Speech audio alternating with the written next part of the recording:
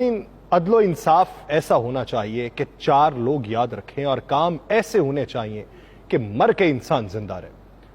ایک واقعہ ہے کہ ملزم ایک 15 سالہ لڑکا تھا، ایک سٹور سے چوری کرتا ہوا پکڑا گیا۔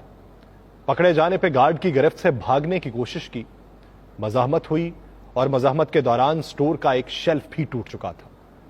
جب اسے عدالت کے سامنے پیش کیا گیا، جج نے فرد جرم سنائی اور لڑکے سے پوچھا کہ کیا تم نے واقعی کچھ چرایا تھا؟ تو آگے سے جواب آتا ہے بریڈ اور پنیر کا پیکٹ چرایا، اس کا میں اعتراف کرتا ہوں۔ جج صاحب پوچھتے ہیں کیوں؟ جواب دیتا ہے مجھے ضرورت تھی۔ بہت مختصر جواب۔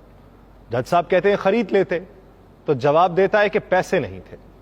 جج صاحب پھر کہتے ہیں گھر والوں سے لے لیتے۔ بچہ جواب دیتا ہے کہ گھر پہ صرف ماں ہے، بیمار ہے، بے روزگار ہے، بریڈ اور پنیر اسی کے لیے چرائی تھی۔ وہ پوچھتے ہیں تم کچھ کام نہیں کرتے؟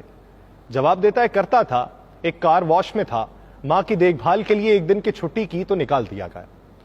جج صاحب کہتے ہیں تم کسی سے مدد مانگ لیتے؟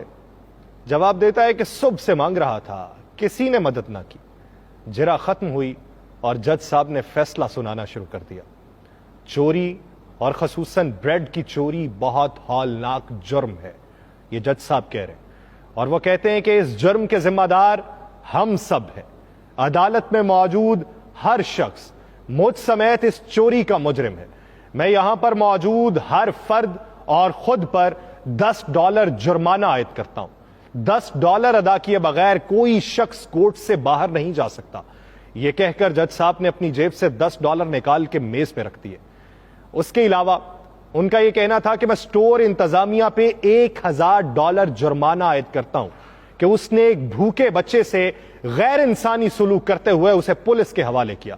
اگر 24 گھنٹے میں یہ جرمانہ جمع نہ کرایا گیا تو کورٹ سٹور سیل کرنے کا حکم دے دے گی۔